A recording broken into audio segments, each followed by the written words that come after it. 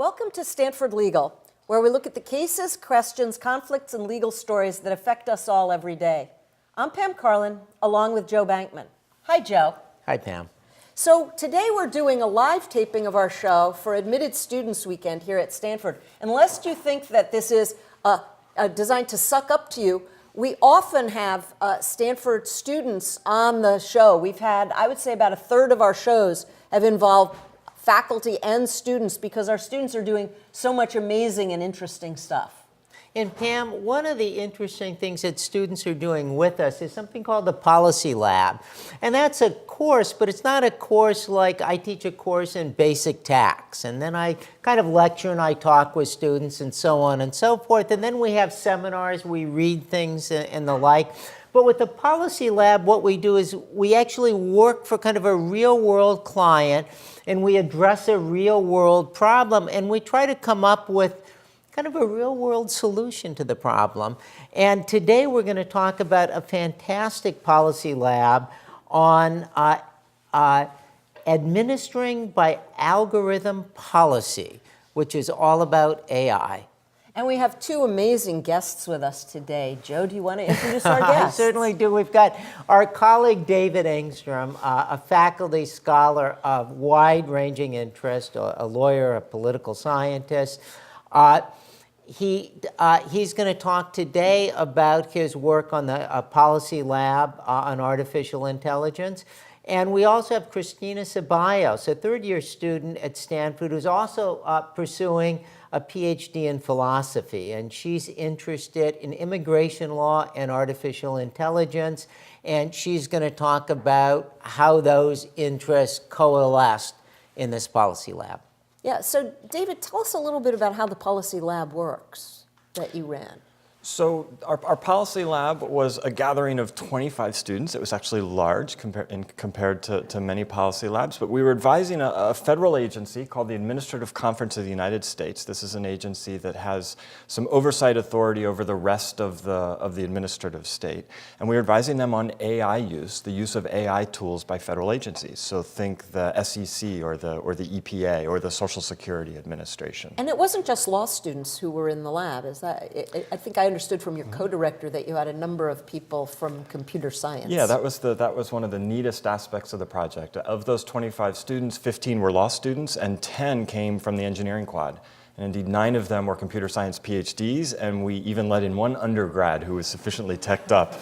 So we had this incredible mix of lawyers and computer scientists to really dig in and to, in a sense, get under the hood of the different tools that these government agencies are using to understand them better. And of course, details matter in the law, and technical details matter in particular. And this allowed us to really draw real inferences about how the law should handle these things. So tell us something about some of the tools the agencies you were looking at were using. Okay, so I can give you a couple of examples. The SEC, which as you know, regulates the financial services industry in various ways. The Securities Exchange Commission. Securities Exchange Commission, sorry, I shouldn't have assumed that people would know what that is, but this is a major federal agency with a fairly vast regulatory mandate, and among other things, they regulate insider trading. They also regulate financial advisors and various types of brokers, and so the SEC is developing a bunch of tools to engage in what we could call predictive targeting of enforcement. So any agency has to figure out who to enforce against and where to allocate its scarce resources. And so the SEC is using a series of quite sophisticated machine learning tools to try to predict who's engaged in insider trading or try to predict who the bad apple investment advisors or brokers are out there in the world.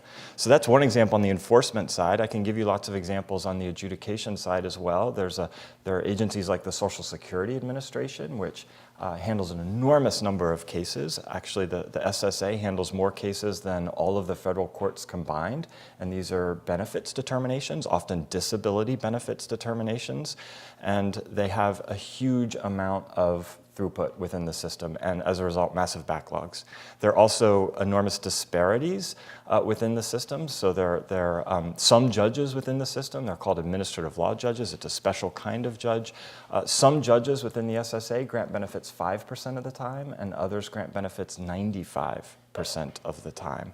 And the people are assigned randomly, essentially, to these judges, correct, right? Correct. So it's clear that something is driving decision-making other than the merits of the case. And so this is a real struggle for these mass adjudicatory agencies, trying to rationalize this process. And so something the SSA is doing is developing a series of tools that can try to triage cases and figure out, say, which are the easy grants. And the idea is that you could push those off to staff-level adjudicators, thereby freeing up time for the ALJs, these administrative law judges, to spend more time on the more difficult cases. Another example of something that the SSA is doing, they're using a machine learning tool, something called natural language processing, to cluster particular types of cases. And the idea is if you could cluster cases and push them to particular ALJs for a period of time, they would be seeing the same case over and over again, and they could develop some specific expertise and maybe proceed more quickly through those cases. Again, addressing the backlog problem, but also maybe getting to more consistent adjudication of cases. So far this sounds pretty good. I mean, we want to prosecute the bad guys that are doing insider trading. We want to speed these cases along because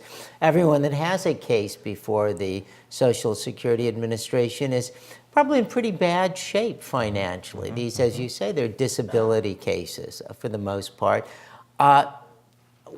What's the problem with it?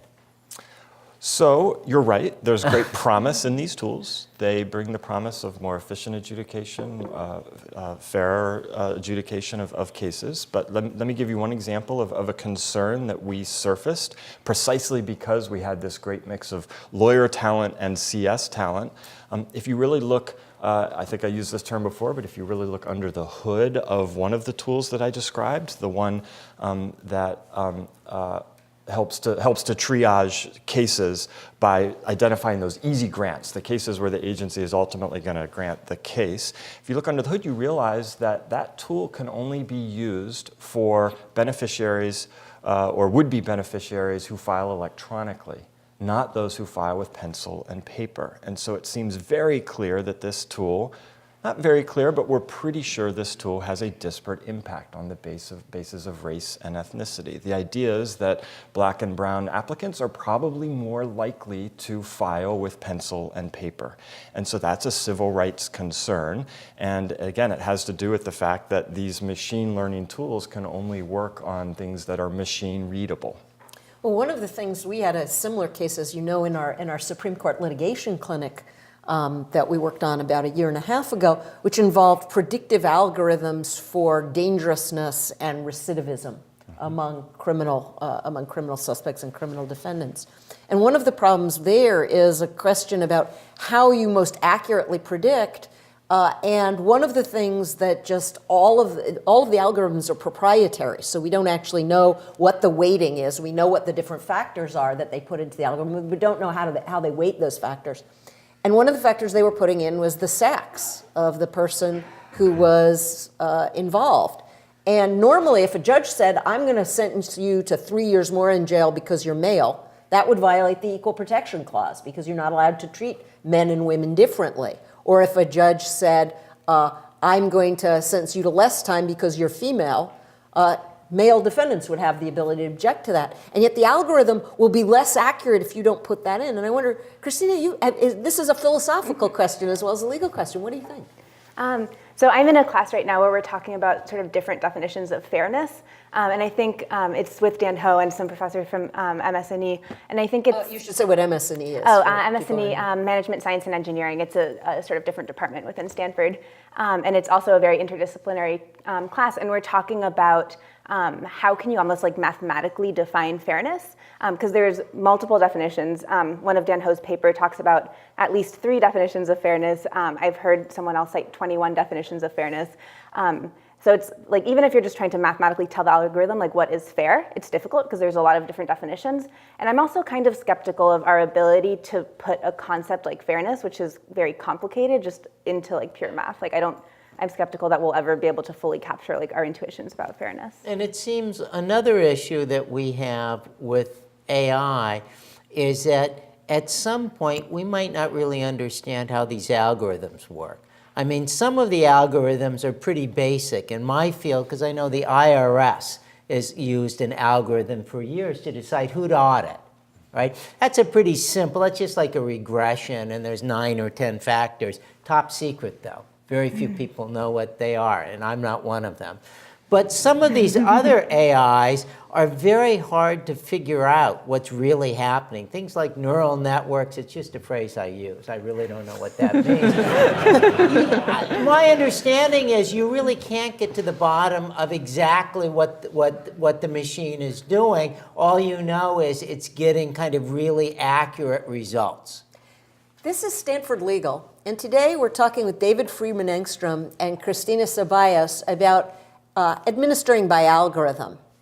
Thoughts about Joe's question? I could jump in and maybe for the benefit of the audience just explain that at a very high level of abstraction, our project is about a very basic collision. So if you think about administrative law, which is a mix of constitutional law and statutory law, it's about transparency and accountability and reason giving. So the whole body of law is built around this idea that when government takes action that affects our rights, the government has to explain why. And yet you have increasing uptake of these tools by a wide range of government agencies. And these tools, because they're machine learning, or some of them go all the way to neural nets, are not by their structure fully explainable. And so you really do have this basic collision between this body of law premised on transparency and tools that are by their structure non-transparent. And so that's at a very high level, and what's been great about the project is then to pursue that high-level collision in lots of different regulatory contexts that have their own logics and their own imperatives. And Christina, you've looked at this in terms of border identifications. And can you tell us a little bit about that? Sure. So my group specifically focused on Customs and Border Protection, which is using facial recognition just to identify people at the border. And the logic of it is like a passport is like easily faked, like a visa is easily faked, but like your face is very hard to fake. And there's also like photos of faces are everywhere, like they're very easy to obtain. So from this logic of efficiency, like identifying people by their face is extremely efficient, like an extremely efficient way for Customs and Border Protection to figure out who each person is. It also raises a ton of like privacy and civil liberties questions, which I think we need to start grappling with. Even before we get to the kind of privacy questions, there have been some reports that, at least so far, the facial recognition software is more accurate with certain kinds of people's faces than with others. Could you tell us a little bit about that? Yeah, so these are some reports that the CS students on our team flagged for us. There's a couple of recent studies that show that facial recognition tends to be better on lighter skinned faces and on male faces. And these are sort of like, again, I'm not sure of the technical details, but a lot of companies are trying to fix this sort of belatedly because like some of these algorithms, for example, Amazon's facial recognition algorithm have already been sold, I believe, to like local police departments, and now they're sort of backpedaling, being like, oh, wait, we didn't realize that they're biased in this way. And even once you get past that, you were pointing to the fact that there are some other important questions that the law hasn't really confronted yet. What's your thinking on those? Sorry, what sorts of questions? So the questions about privacy and civil liberties issues. I mean, like, my initial take is this is something that Congress at least needs to start talking about a little more. CBP tends to operate with very little oversight for sort of a number of reasons. Like, their due process protections like aren't as strong at the border, like Fourth Amendment protections aren't as strong at the border. And I think Congress is starting to talk about it, sort of based on sort of a lot of like media reports that have come out recently, but it's something that shouldn't just be, like, the conversation shouldn't just be at the border. We should be talking about it, like, within the rest of the U.S. This is Stanford, sorry, Joe. This is Stanford Legal, and today we're talking with Christina Ceballos and David Friedman Engstrom about administering by algorithm. Joe? Well, I had to jump in because it's also interesting. And by the way, our audience will be jumping in after our break in a while.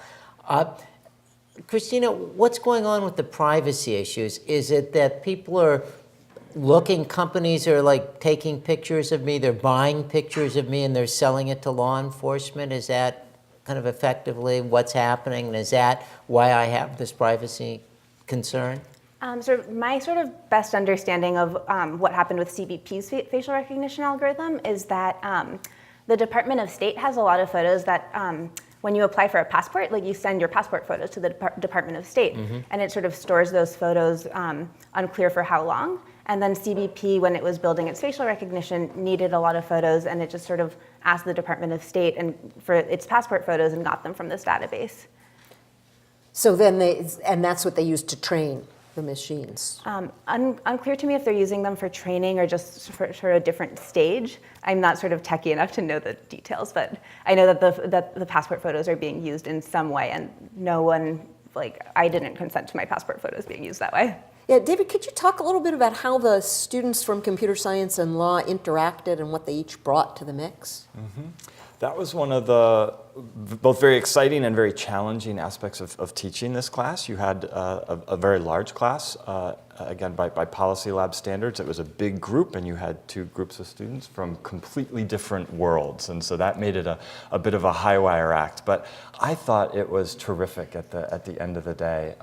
There were so many great moments that I came to refer to as being there moments. So you familiar with the old movie Being There, the Peter Sellers movie? So this is I just like to watch. So yeah, this is a movie about a simple gardener in Washington D.C. who rises to the level of a presidential advisor because he asks very simple questions, often with garden metaphors that everyone sees as really profound. So you can think of Being There as like Forrest Gump before there was Forrest Gump and the box of chocolates. And so an example of a Being There moment would be in the classroom. A law student would say, "I think the answer to this question turns on whether the algorithm is a legislative rule within the meaning of the Administrative Procedure Act." And then the CS student would say, "Yeah, but what is a legislative rule?" And the law students would say, "Exactly." and then the CS student would say, "No, seriously, what's a legislative rule?" So it's like the old kung fu, grasshopper, right? And then we'd have a really rich conversation about what a legislative rule is. It's a notoriously gray area within administrative law, and we would have to ask the question, so what are the features of algorithms in general, but also this particular algorithm that might push it into the legislative rule camp or not? And those were really rich and interesting conversations, and that's a kind of legal determination that requires both lawyerly understanding and also technical capacity. And so that was the special sauce of this class. I mean, and you and I also just recently did a panel in front of an audience of tech future lawyers where we tried to talk about these things. And a lot of lawyers just aren't really equipped to talk about the technical details or to be sophisticated consumers of the technology. I agree, and I think that's a challenge for law schools in general, and it's a challenge that I think Stanford Law School is uniquely situated to meet, and that maybe that takes us a little bit into my role as an associate dean. I'm doing strategic planning on what the law school can and should be doing in this area, and so one of the things that we're planning and building are things we're calling legal engineering labs. And so these are going to be projects like the ones I've described to you, but there are plenty of other really terrific examples as well. There's someone at the law school right now who is working on a machine learning tool that can analyze text streams, so think Twitter feeds or subreddits, to try to predict pro se litigant needs. A pro se litigant is someone without a lawyer, to predict pro se litigant needs and direct them to the parts of terribly organized local court websites that they might need to bring a claim. And so we want to build more of these projects. We'll be back with more from our guests, David Freeman Engstrom and Christina Ceballos, talking about administering by algorithm next on Stanford Legal here on Sirius XM Insight 121. Welcome back to Stanford Legal, where we're doing a live taping for Admitted Students Weekend. Today we're talking with David Freeman Engstrom and Christina Ceballos about administering by algorithm. Joe? And David and Christina, one of the things the Policy Lab does, it actually makes recommendations. So this is something the notion is going to be useful. And you guys made a couple of recommendations and thought about others. And David, start us off with your recommendations. So I think one of the important findings of the study to this point is that administrative law as currently structured does not do a good job of reaching these tools and providing real legal or political accountability for their use. And that's for a bunch of reasons. I can spare you the details, but there will be some review of these tools, but it'll be quite patchy. And when it happens, it will largely be overseen by judges. And you worry that judges won't have the expertise to actually pass judgment on the quality or uses of these tools. And so we are developing a series of prescriptions. This would probably involve some kind of a congressional amendment to the APA, which is the Administrative Procedure Act. It's the governing statute within administrative law. And one idea we have would be a requirement of something we would call benchmarking. And the idea would be that when an agency is considering implementing some kind of an algorithmic tool in the enforcement context, in the adjudication context, what have you, the agency would have to engage in benchmarking and thereby set aside a subset of the cases or of the data that they have and actually analyze it through the old school human analog way, and therefore be able to compare what the agency could do without an algorithmic tool to what it could do with an algorithmic tool. And it's a really important idea, I think, because of course the relevant comparison is not whether an algorithmic tool is perfectly accurate or perfectly free of bias, but rather whether it's accurate and unbiased relative to what the agency could be doing otherwise. So it's kind of like almost a randomized controlled trial. You're going to do it with the algorithm, and you're going to do it the other way, and then you're just going to compare results. That's right. That's right. And it's important because the results are what really matter. I think it's the right approach because it's the results that really matter. And it just seems like a review process based on the source code. You can imagine requiring that the source code be exposed within a judicial review proceeding.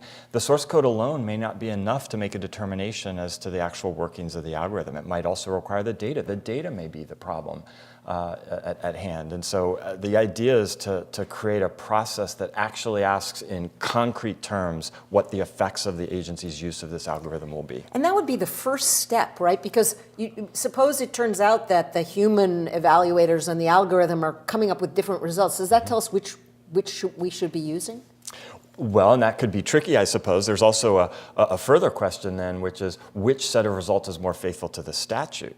Because, of course, I said accurate and biased, and those are freestanding values. But what really matters in administrative law, frankly, or at least a big part of what matters, is whether the agency is showing proper fidelity to what Congress has told it to do in the first place. We have time for questions now from those of you in the audience, so please raise your hand and Sharon will come around with the mic. Hello. My question is about the implications of working and contracting with big tech on these technologies and algorithms. I know, Christina, you mentioned Amazon. I'm curious about your opinions there, particularly from a privacy and antitrust perspective. I am not a privacy and antitrust lawyer, but I guess my opinion about what big tech is doing is I think it's complicated because I think sort of tech is sort of waking up and realizing like, oh my gosh, there's all these like ethical problems like with our technologies. And so I know Microsoft has sort of an internal ethics review board, which it's kind of secretive. Believe Google recently set up an ethics board about 2 weeks ago, and it was a total fiasco. Like people resigned from the board within like a week. Like I think a lot of a big part of the problem is that these ethics boards are toothless in some ways. So I'm glad that sort of the companies are waking up and realizing that there's ethical problems. I do think that I don't think it's really the job of companies to police themselves. I think the government sort of has to come in and regulate. But that's my very unknowledgeable opinion.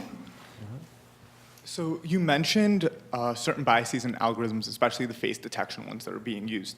I believe I heard a bit about that, and it was one of those cases where the data that was being used to train it simply was not reflective of the larger population. It was skewed towards white males, which is why the detection software was better performing there. So now, with cases like that, where you see people's internal biases and data biases affecting the algorithms, historically, there hasn't been much of a focus on making that reflective. What are the steps being taken now, especially in cases where the algorithms are being applied in a legal context, to ensure that the process of creating them takes those concerns into account? Do you want to take that question? I don't know. I mean, I'm not a technical expert. I don't know sort of how you get the right data to make sure that your models aren't biased, but I think it's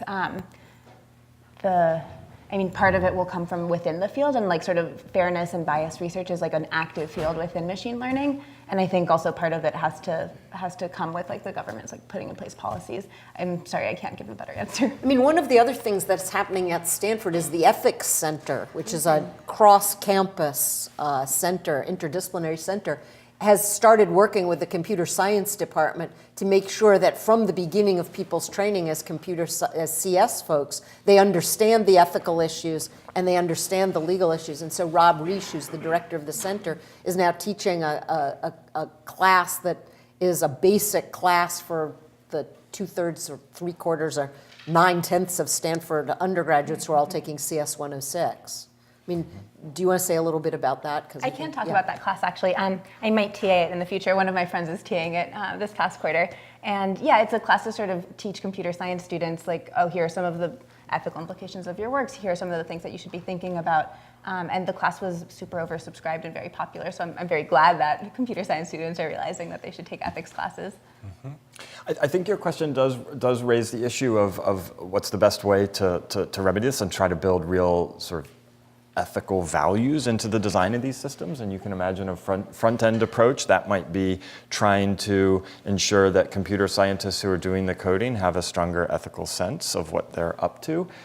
From a lawyerly perspective, what we have is ex post review for the most part, and so the question is whether you could have back-end legal controls that would force an agency to be more careful in the system that it designs, lest it have its actions voided by a judge later on down the road. So I think they're really interesting questions and what the right mix is, or how, what the optimal way to go about it would be. And we have time for a final question. Okay, I just want to point out that we're looking at this like the ethics is getting worse because there's more bias. There could be less bias because we're substituting one kind of bias for another. I want to go deeper on the last question. I'm personally skeptical that the primary reason for some of these biases that have appeared in facial recognition is just the databases that flowing into it provide pictures that are leading to these things. Like, is there something in terms of the coding or just the structure of the law itself that are feeding into these patterns? And then B, what can be done by lawyers in this field that's more than just back end at the very end of the process with federal regulatory review or what have you to get at some of these issues in conception? I think there's a terrific opportunity for lawyers to be involved in these issues at all levels. I think historically lawyers have led important social, political, legal conversations within our society, and that's been especially true during times of technological change. And so I think just being part of an important social debate is a way to do it. There's a way to do it litigating. There's clearly going to be a role for litigation in this area, in particular because it's unlikely that Congress is going to do a lot of legislating. You might have noticed they've kind of gotten out of the business of legislating for the most part. And so my view is that a lot of these incredibly important issues within the law and tech space are going to be litigated, not legislated. And so I do think there is still a role for coming to law school and learning as much as you possibly can, both on the law side and on the tech side, and going out into the world and trying to move the dial that way. I also think there's an important role for lawyers at the level of systems design. And so that means taking a class like administrative law, a class that I teach, and understanding at the level of institutional design what can be done and what can be done better. Well, we've been talking to David Engstrom and Christina Ceballos about really AI and the law, and I think the last note, which David brought up, is the role of lawyers and law students, including all of you in this room, about deciding yourselves and learning how to manage this growing intersection between AI and the legal profession. So thanks for joining us on Sirius XM Insight 121.